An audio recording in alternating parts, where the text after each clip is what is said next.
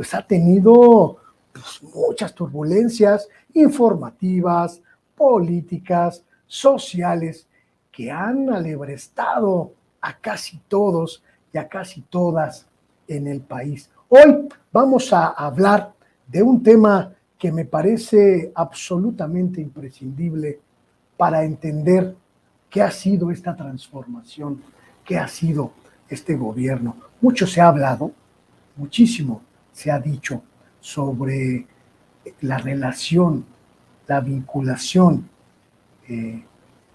entre el gobierno del presidente López Obrador, las instituciones del gobierno del presidente López Obrador y los movimientos sociales.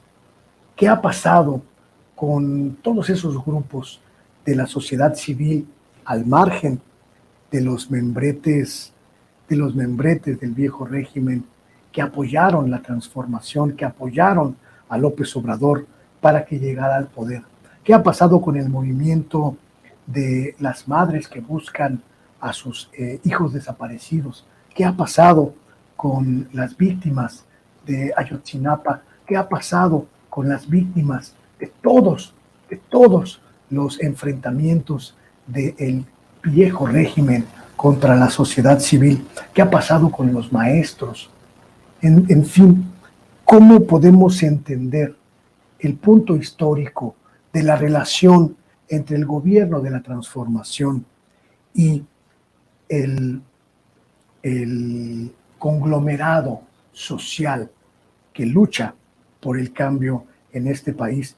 Y para eso tenemos hoy como invitado a un joven que ha significado un símbolo de resistencia, de congruencia y también de lucha. Manuel Vázquez Arellano, sí. También conocido como Omar o como el 44. Usted lo recordará muy bien, él como estudiante de la Normal de Ayotzinapa encabezó la lucha social para que este crimen no quedara impune. Y quizá hoy, en su posición como diputado federal, tiene una visión de conjunto de todo este escenario. Un honor tenerte, estimado Omar. Yo te digo Omar, sí, aunque sí, todo el mundo te llame Manuel, y es un gusto tenerte, sobre todo porque hemos visto tu trabajo en la Cámara de Diputados, muy consecuente, muy consistente y congruente con lo que defendiste antes, y me parece que eso es muy loable. No te devoró la dinámica del Congreso, mi querido Omar. No, no me devoró y creo que tampoco pretendió devorarme, yo lo diría así. Cuando me invitan a participar acá, yo dejo muy claro que no aceptaré condicionamiento alguno. Acepto con la condición de que yo tenga pues margen de maniobra, ¿no? De llevar a cabo la agenda que de por sí perseguíamos.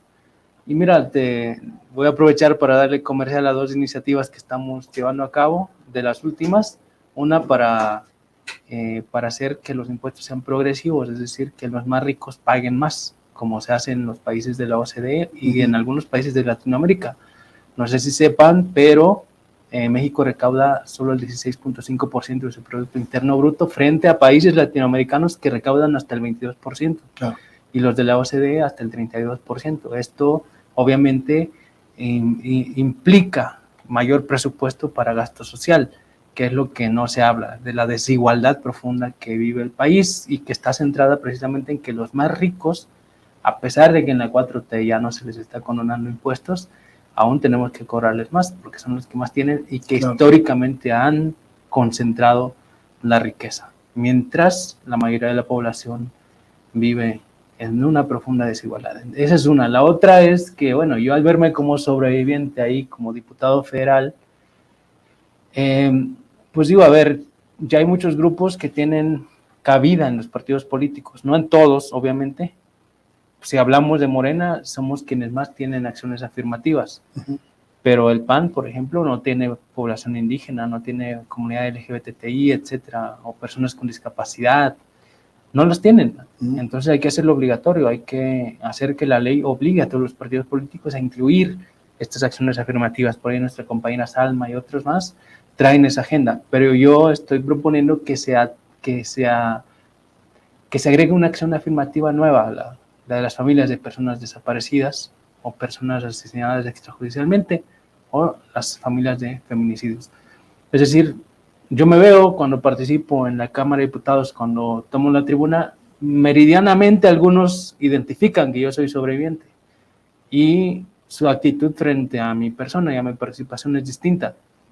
¿Cómo es distinta? Sí, o sea, el clima es distinto, ¿sabes? No es lo mismo que pase a hablar alguien del PAN, Margarita Zavala o alguna otra, o cualquier otro, incluso de mis compañeros propios de Morena, ¿no? Un político tradicional, a que hable alguien que viene del origen, cuyo origen es el movimiento social, y peor aún, una tragedia, un crimen de Estado, ¿no? Entonces siente el clima distinto. Y digo, si es así conmigo, que soy un sobreviviente, imagínate lo que pasaría en este tipo de espacios si se tratara de familiares de víctimas. Un diputada en el Morena, otra en el PAN, O sea, imagínate cómo habríamos dado una significación distinta a los espacios de poder. Habría un cambio social, implícito, también. Y además político también. Político y de agenda legislativa, de agenda pública. ¿Por qué? Porque al final de cuentas los movimientos sociales, y ya hay que ir hacia allá, van y le tocan la puerta a las instituciones. Y algunos objetivamente y otros con su fe casi de que el funcionario público, ya sea en el Poder Ejecutivo, Legislativo o Judicial, va a tomar en sus manos la agenda de los movimientos sociales. Casi nunca ocurre porque ellos poco les interesa, no vienen del movimiento social la mayoría. En cambio, si vinieran del movimiento social, toman los espacios dentro de las instituciones, es más probable de que su agenda política está cercana al movimiento social. Mientras eso no ocurra, créeme que los padres y las madres de familia van a ir a tocarle la puerta a un legislador y pues sí los va a recibir y va a armar una supuesta mesa de trabajo por un tiempo, pero después de ese tiempo va a volver a su agenda que le pertenece a él, porque representa a un sector o a una clase o lo que sea, ¿no? Pero no al movimiento social. Entonces metamos al movimiento social, metamos a las víctimas, metamos a los sectores excluidos, para que sean ellos, ellas, quienes conduzcan, quienes lleven a la agenda legislativa pública esos temas. Sí, porque además ellos, con el conocimiento profundo, personal de la circunstancia, pues tienen la posibilidad de impulsar políticas públicas que sean pues idóneas para este momento social e histórico. Pero también les sirve, Luis, para aprender, porque los movimientos sociales, esa es la gran desventaja que tenemos los movimientos sociales, pienso yo, en su mayoría, de que como han renunciado de antemano a participar dentro de las instituciones públicas, temen estar ahí por una cosa de ideología, porque dicen, no, pues el poder corrompe, por un lado dicen, ¿no? Pero por el otro lado, yo, que he visto la actitud de todos los movimientos sociales, o la mayoría, yo le agrego algo que casi nadie quiere decir, por incapacidad. Porque como no hemos estado ahí, no sabemos. O sea, no hemos bailado el ritmo de la institucionalidad, y si lo hicieron muchas personas de hace mucho tiempo, y por esas personas ya se generaliza de que se corrompieron, se subieron al ladrillito, se marearon, y por esas ya, entonces ya nadie del movimiento social puede entrar a las instituciones. A ver, ¿cómo no? Es lo mismo que si entras a la guerrilla, hermanito. O sea, vas y en combate van a caer algunos, ¿sí o no? Totalmente. Y pues lamentamos su pérdida, algunos se van a desviar y se van a renunciar, pues ni modo. O sea, es la misma dinámica. Pero sigue la lucha social. De cada 10 que metas a la institucionalidad, probablemente se te vayan 8, pero 2, con 2 que queden como enclave serio para llevar a cabo la agenda pública de los movimientos sociales, yo con eso ya es ganancia.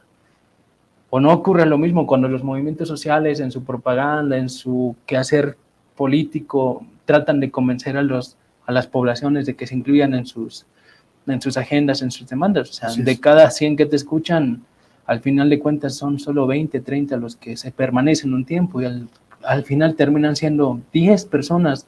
Miren el movimiento de Ayotzinapa, al principio miles, cientos de miles de personas bien empáticas, incluidas, veían cómo apoyar, después de un tiempo, el desgaste propio de los movimientos sociales lleva a que el número de personas que apoyan disminuya. ¿Por qué? Porque sus agendas han cambiado, porque otros movimientos sociales han surgido, porque la coyuntura ha surgido, nuevas coyunturas han surgido. Entonces, yo creo que hay que entender esa parte.